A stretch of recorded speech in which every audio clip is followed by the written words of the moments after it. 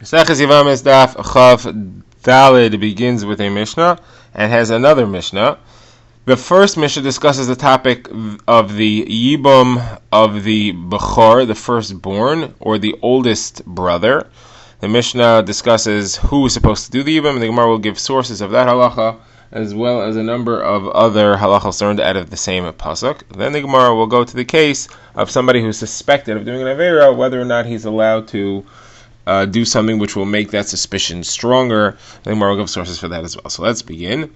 The Mishnah says, one line, one halacha, the mitzvah of Yibum falls on the oldest brother in the family. So if Ruvain dies without children, and he has two brothers, Shimon and Levi, whichever is older is the one who's supposed to do the Yibum. Now, if the younger brother runs ahead of him and he does the Yibum, it works, it counts, and it's Chal Yibum. So the mitzvah of Yibum goes on everybody, but there's a preference for the older one. He has first rights. So now the Gemara quotes the source of this halacha, as well as a number of other sources from the same pasuk. And the pasuk is in describing the mitzvah of Yibum. It says, "V'haya b'char shoteleid yakom al shem achav hameis v'layimach shmo b'Yisrael." The firstborn, the b'char, the oldest which will be born. This is talking about from the Yibum marriage. He will be yakom al shem achav. He will stand up on the name of his brother, referring to his father's brother, that is the one who his mother was originally married to, and Yisrael. That way, that brother's name will not be blotted out from Israel. Now, the drush over here is that the pasuk just before this described the mitzvah of Yibum, and at the end of that it said Yevamos Daf you should do Yibum, and right afterwards it says V'haya habachar. So that means to say that the one who should do the Yibum is the Bechar, the oldest one, the firstborn. He's the one who should do the Yibum. So if you have a number of brothers here, then the Yibum should be done by the oldest, the firstborn. Now, what else could we learn from this pasuk? So the Gemara says further, it says Asher Teleid, the firstborn son which will be born. That means to say that the woman has to be able to give birth. If she's an islandess, there is no mitzvah of Yibum. Next, it says Yakum. It said that it should stand up al shem achiv, on the name of the brother. The Gemara says that means linachla, that the brother who does the Yibum gets the full inheritance of the brother whose wife he was meyabem. You don't divide his share, you don't divide the dead brother's share amongst all remaining brothers. The brother who did the Yibum, not only does he get his brother's wife, he gets his brother's full share in their father's inheritance, however much that share was. So Gemara says, are you sure that's what it means? Maybe when it says Yakom al Shem Achiv, he should stand up on the name of his brother. It means to say that the child should be named after the dead brother. If the dead brother's name was Yosef, he called the child Yosef. If it was Yechanan, he called the child Yechanan. So Gemara says, no, Yakom means inheritance. How do you see that? Because when Yaakov Avinu gave a bracha to Menashe and Ephraim, afterwards he said that every child who will be born afterwards will get a regular inheritance. Every child which will be born to Yosef after Menashe and Ephraim will get a regular inheritance. And the phrase there was, whoever is born afterwards shall be yours. They'll get the inheritance on the name of their brothers. So there it says the same phrase, al shem, and just like al shem there refers to an inheritance, here when it says Yakum al Shem Achav is also referring to an inheritance. So therefore we see that this phrase is referring to an inheritance and not that you should name the child after him. Now, back to the pasuk. The next thing it says is Yisrael, his name should not be blotted out from Israel. That excludes if the man who died had something wrong with him, is that if he was a sris, that his name is blotted out from Israel, and therefore there's no mitzvah of Yibum if the brother who died was a sris. Okay, now the Gemara says, we've said here that the meaning of Yakum al Shem Achiv does not mean you should name the child after the dead brother.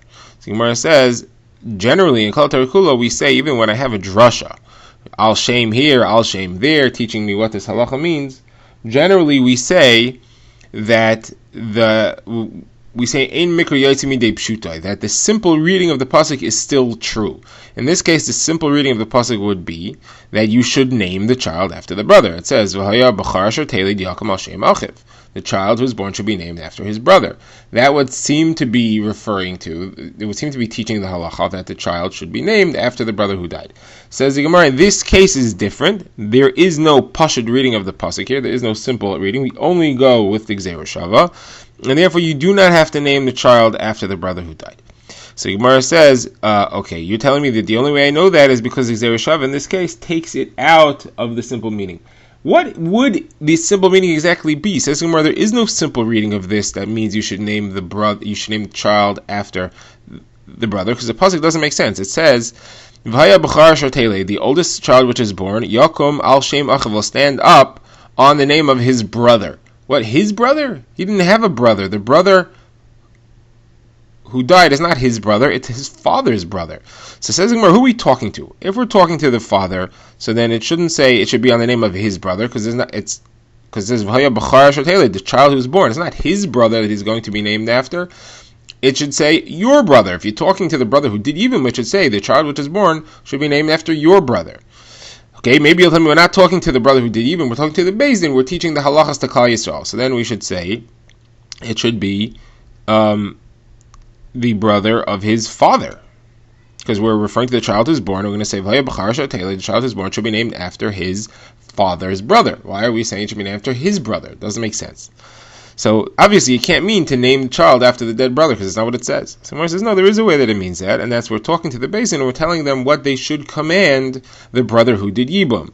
We're saying, V'haya b'char shortele, the child which is born, tell the brother who did Yibum, Yakum Hashem Achiv, that he should name his child after his brother.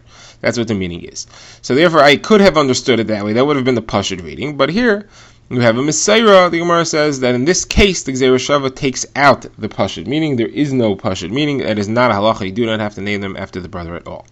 Alright, now the Gemara wants to go into the usage of the term Bechar here. We said in our drasha, in which we started off this whole discussion, what we had in the Mishnah, that the mitzvah of Yibum falls on the oldest brother who is surviving. But we didn't say the oldest brother in the pasuk. We didn't say V'haya HaGadol. We said V'haya HaBechar. That would seem to indicate that the mitzvah is only on a Bechar, only on a firstborn. So Gemara has a long list of other ways to learn this, other than what the Mishnah seems to be saying. The Mishnah seems to be saying that it means the oldest brother should do the Yibum. The Gemara has other ways of reading it, and other halachos, which I may want to learn from this, so you have to explain to me why I should not learn them from this. So first, the Gemara wants to suggest maybe the mitzvah of Yibum only goes on the Bechar. It says, how do you know that it means there's priority to the oldest? Maybe it means to say that the Bechar is the only one who has a mitzvah of Yibum. Nobody else has a mitzvah of Yibum. If there's no Bechar, there's no mitzvah of Yibum. So the Gemara says that can't be, because we know that there's a special pasuk that removes an Eishes Ach Shel Haya B'Olama. It says that there's no mitzvah of Yibum on a brother who's born after the death of the brother who dies. You wouldn't need that if the whole mitzvah only applies to a Bechar, because that brother is definitely not going to be a Bechar. Someone says, no, maybe he's a Bechar from his mother. Maybe he has a different mother than the brother who died, and one's a Bechar to his father, and the other one's or to his mother, and the other one's a Bechar to his mother. So the Eishes Ach Shel Haya B'Olama, who is a Bechar, is excluded. He was a Bechar to his mother, is excluded from the limud, excluding an Eishes Ach Shel Haya B'Olama. That could still work. So the Gemara says, no, so that can't be, because a Bechar to the mother has nothing to do with Hilchos Yibum, because we said that it goes by inheritance. Brothers are only brothers for the same inheritance. In Hilchos Yibum, they're only considered brothers if they split an inheritance. They are viable to the same inheritance. That means that they are brothers from the father. So being a Bechar from the mother shouldn't make a difference here. Someone says, okay, I'll give you a different thing. Maybe the reason that it says Bechar here is that there's only a mitzvah of Yibum when there is a Bechar around. It doesn't have to be the Bechar is the one to do it, but it has to be a Bechar around. Meaning to say that the brother who died is not the Bechar. If the brother who died is the Bechar, then nobody else is a Bechar, then there's no mitzvah of Yibum at all. Maybe that's why it says Bechar. Somewhere says, no, that can't be, because the pasuk says, when describing the mitzvah of Yibum, it says when two brothers live together, umeis achad mehem, and one of the brothers dies. That implies that we're talking about a standard case. You have two brothers, one died. It doesn't matter which one died. Even if the older one, even if the Bechar is the one who died, and the only one who's left is the younger one. Someone says, how do you know? Maybe it's talking about where the younger one died. Maybe it's only referring to where the younger one dies. That's the only case we have a mitzvah of Yibum, because there's a Bechar around. Someone says, no, but then in this case, which is the classic case that the Torah is referring to, there's no Eishes Ach Shel Haya B'Olama again. You don't need to talk about an Eishes Ach Shel Haya B'Olama, because if you're only talking about where the younger brother is the one that died, again, here we're talking about there's only two brothers. So if there's only two brothers and the younger one is the one who died, you can't have an Eishes Ach Shel Haya B'Olama. You wouldn't need that exclusion again. Okay, so where it says, well, maybe the reason that it says Bechar is to teach me something else. Maybe it's coming to tell me that the younger brother can only do Yibum when there is no Bechar. But when there is a Bechar, the older brother then the Bechar is the one who has to do the Yibum. That is, our first question was that the Bechar only exists, that the mitzvah Yibum only exists when there's a Bechar around. Now we're saying maybe the Bechar, if there's a Bechar and a younger brother, the Bechar has to do it, and if the younger one tries to do it, he can't. How do you know otherwise? So the Gemara says no, because it says Ki Yeshu Acham Yachdav. It says two brothers together, that the brothers have equal rights. Okay, so it says the Gemara, maybe it means the following thing. Maybe it means when there's a Bechar, you go back to the Bechar if the younger ones refuse.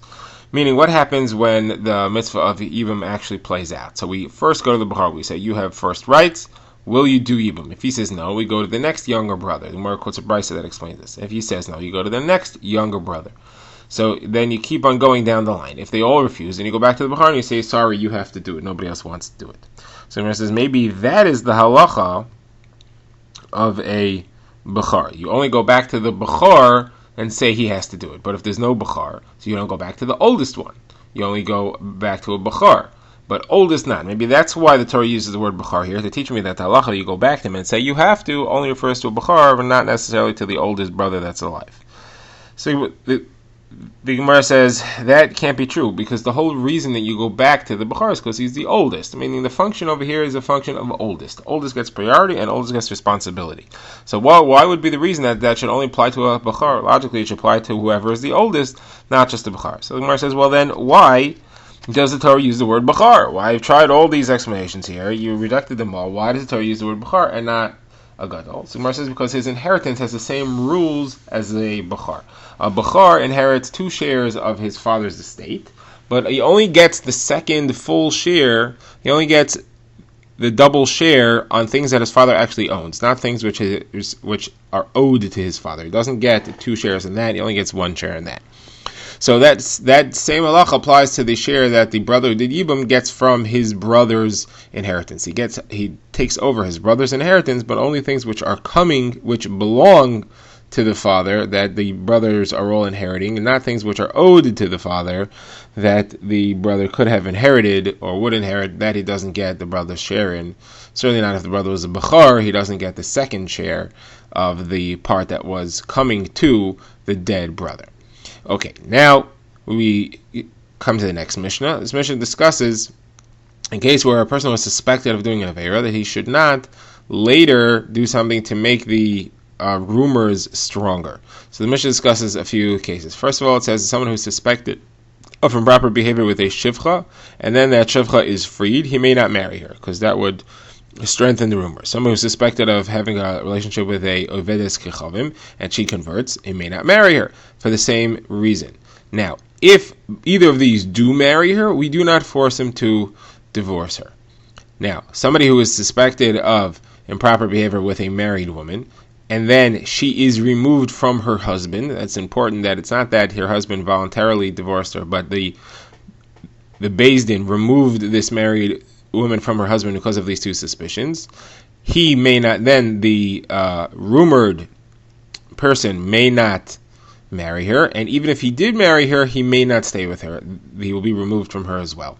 And the reason is because the Torah says clearly that an Eshes Ish, a married woman, who has improper relationships with another man, is forbidden to both men, her original husband and the one that she was improperly together with. Okay, so now the Gemara first goes into the halachas of conversion as it applies here, because we've seen in this Mishnah that we said that a ovedes kochavim who converted after having had a suspicious relationship with a Jewish man may not marry that man. So Gemara says that does seem though that she could marry other people, and that means that she is considered to be a full-fledged convert. The Gemara says that would contradict a different source, which we had shown, that a woman who converts for the sake of marriage is not a valid conversion at all. The Gemara quotes the brisa. It says that a man who converts in order to marry a Jewish woman, or a woman who converts in order to marry a Jewish man, or anyone else who converts for ulterior motives, such as somebody who converts in order to be wealthy, he thinks that he'll be rich if he converts, or somebody who converts to become one of Shlomo Melech's servants, who they had a lot of power. All these don't count as valid conversions, because they were all not a real conversion to become part of Klal Yisrael, but to gain some alternate advantage. till they don't count. That's the opinion of Rabbi Nechemia. And the Brisa continues because Rabbi Nechemia used to say that anyone who converts because the lions scared him off, like the Kusim, or he converted because he had a dream that told him he should convert, or someone converted in the days of Mordechai and Esther because of the fear that the Ovdei Kechavim had at that time, all these don't count as converts until they convert today. Versus until they convert today, you mean that they couldn't convert yesterday? Versus no, until they convert like today, that means in a general situation where there's nothing to gain fiscally, financially, power, there's nothing to gain. So therefore we have a kasha on our mission that says that this woman who converted in order to marry this man, at least that's what it appears, it's a valid conversion. So Gemara says it's not a problem. That's only the opinion of Rav Nechemia. But Yitzchak Bar Shmuel Bar Marta said in the name of Rav that the halacha is like the other opinion, that they all count as kosher conversions. Gemara says if it's a kosher conversion, so then why can't he marry her? Gemara says that's because you should not strengthen rumors. There's a pasuk that says Haser memcha akshos peh ulazos v'sayim. You should get rid of rumors, not do things that strengthen them. All right, now the Gemara has another brisa on the topic of conversions. The Gemara quotes a brisa that says we will not accept converts in the days of Mashiach, and they didn't accept converts in the days of David HaMelech or Shlomo HaMelech.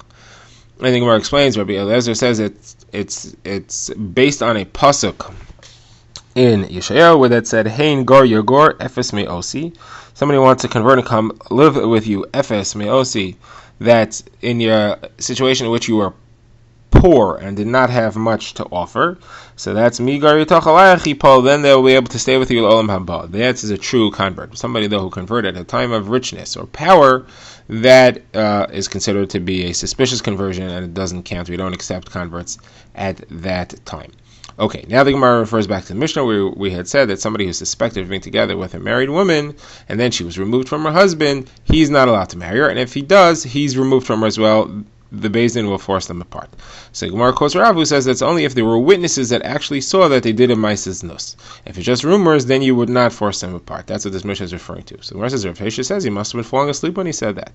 It can't be correct if a brisa clearly shows otherwise. The brisa says similar halacha, but a slightly different twist. It says somebody who's suspected of being together with a married woman, and they forced her from her husband. She was forced to be divorced from her husband. Then she went and married somebody else. Here's the wrinkle. She married somebody else. That case, if the original suspect man went and married her, then he's allowed to stay with her. They're not forced apart. So now, what are we talking about in this brisa? We're obviously talking about where there's no witnesses, because if there are witnesses that saw that he was together with her, then he is the Baal, Asr Labal, Asr Labal. He's forbidden to be with her. So then they would for sure be forced apart. It wouldn't make a difference that she married somebody else in between. So it must be referring to where there were no witnesses. Yet, we still see that they're only allowed to stay together if there was another man in between. The reason is because that quells the rumors. The fact that she married somebody else in between and this guy didn't go after her, that stops the rumors. Then he's allowed to go marry her. So you see here clearly that in a situation where there are no witnesses, it's only when there's somebody else in between that he's allowed to marry her. However, had there been no one else in between, it would not quell the rumors. He would be forbidden to be with her, even though there are no witnesses. So why would Rav say this halacha that our Mishnah that says that we force them apart is only if they were witnesses? It's not true. You see clearly over there, even if there are no witnesses, you would still force them apart unless there was another man between the two of them.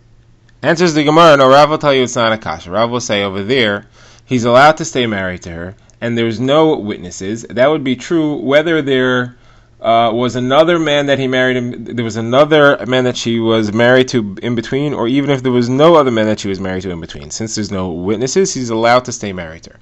The only reason that it talks about where there was another man in between is to teach you that even if there was another man between, lechatchila is not allowed to marry her. Alright, that's why it speaks about that. However, the fact that he's allowed to stay with her, that's even if there was no man between, he could have said that case as well. Says Zimar, okay, we'll accept that. But now we have another kasha from a different brisa, and this brisa discusses what difference does it make? Is there a difference if there are children from the original first marriage?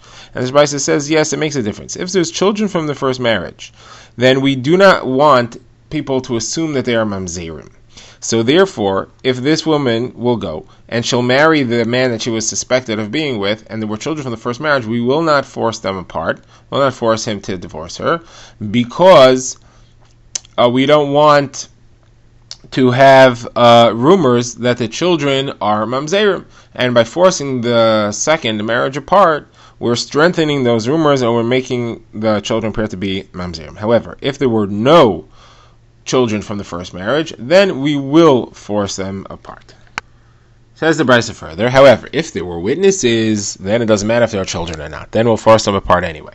So now this is a clear proof against Rav, because this clearly says that all these halachas which we are discussing are only if there are no witnesses. If there would be witnesses, that's when we would force them apart, whether there are children or there are no children. But clearly, if there's no witnesses, you'll only force them apart where there are if there are children, you would only force them apart if there are witnesses. So the Gemara says, a Rav will say that our case is talking about where there are children. It's talking about where there are children, and therefore we're only going to force them apart if there are witnesses. And that's why Rav said that there are witnesses. If there's witnesses, you'll force them apart if there are children. If there's no witnesses, you'll only force them apart if there are no children.